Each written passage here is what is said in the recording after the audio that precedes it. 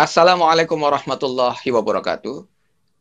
Para mahasiswa, kita akan meneruskan diskusi atau pelajaran mengenai etika dalam penulisan.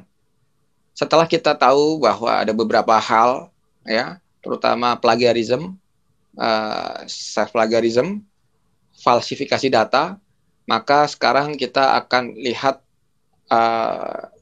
penulis, siapa yang berhak dimasukkan sebagai penulis, authorship. Ya, paper itu kepunyaan siapa, walaupun debatable ya, tapi kita cari aman dan bersih. Semua yang ikut dalam penelitian harus diberi kesempatan untuk dimasukkan sebagai penulis dan harus dengan izin. Harus dengan izin.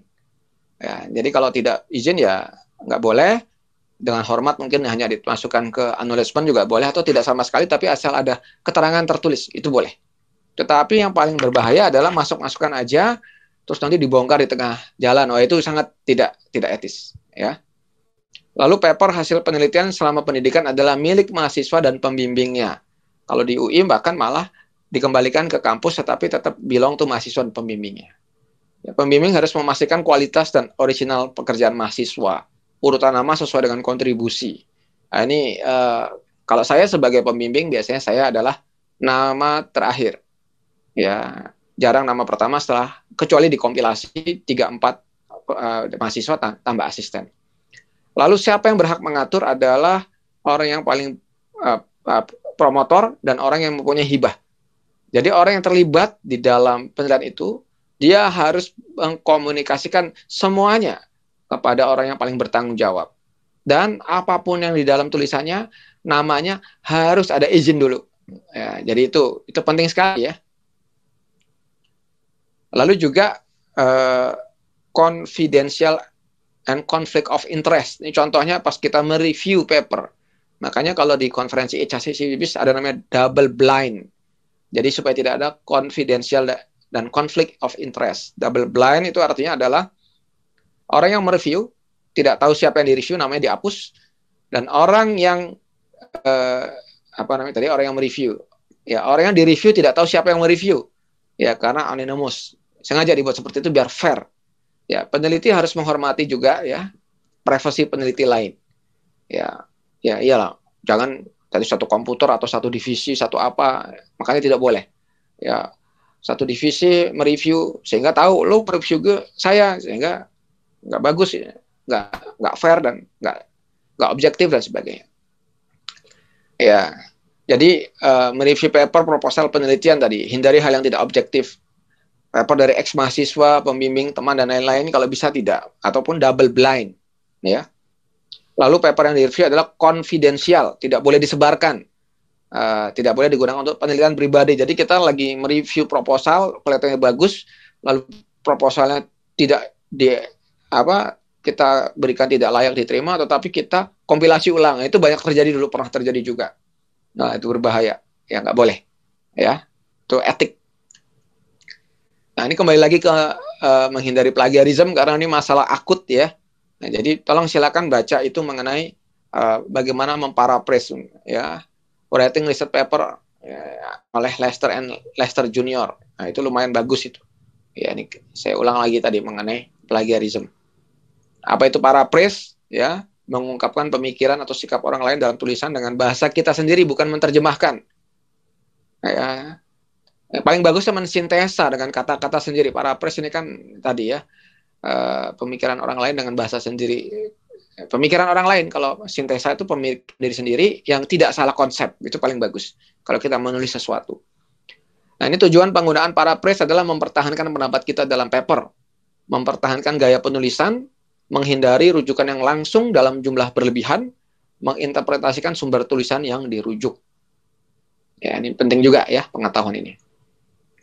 Lalu kita juga harus tahu aturan penulisan supaya tidak bisa memparaphrase ya. Tulis kembali satu tulisan asli dengan jumlah kata yang hampir sama.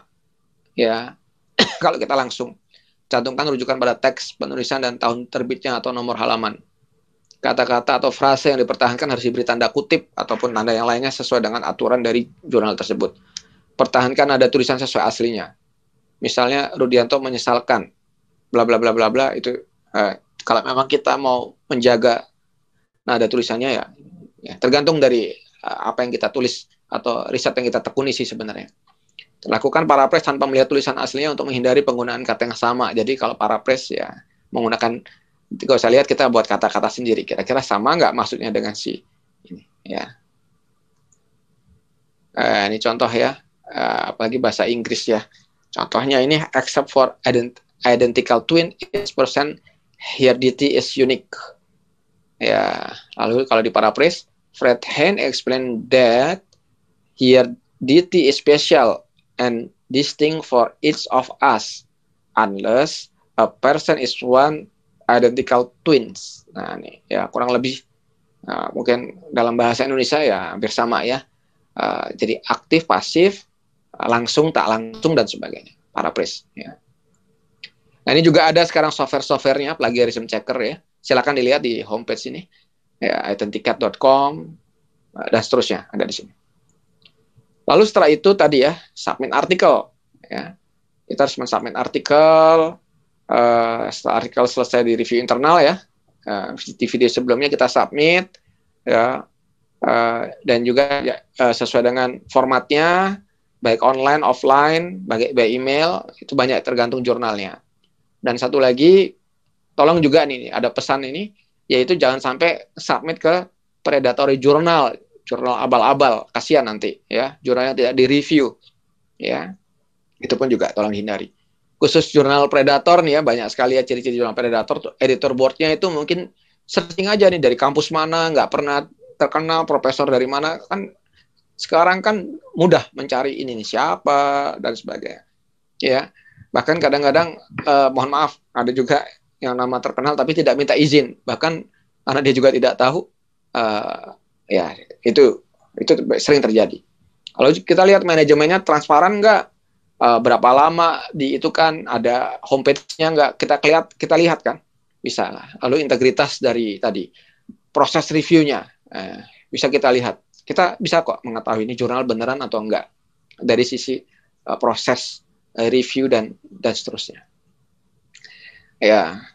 Jadi ya mudah saja melihat integritas dari jurnal tersebut. Nama jurnal tidak menunjukkan asal jurnal tersebut. Misalnya Canadian atau Swiss, tetapi tidak menjelaskan mengenai Kanada atau Swiss.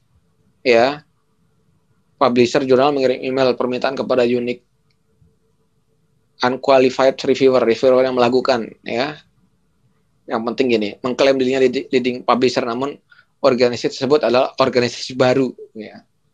Publisher mengcopy author guidelines dari jurnal-jurnal lain, kelihatan kan? Ya, makanya mungkin publish aja ke IEEE, Springer atau Elsevier. Ya, kalau memang itu susah ya cari jurnal-jurnal yang kira-kira kredibel. Ini list predator jurnal ada, bahkan dikti juga ada, juga jurnal yang tidak dinilai untuk kenaikan pangkat, hati-hati juga. Dan ada juga kriteria predatory jurnal, walaupun ini debatable ya, tapi ini sebagai bahan pertimbangan boleh digunakan.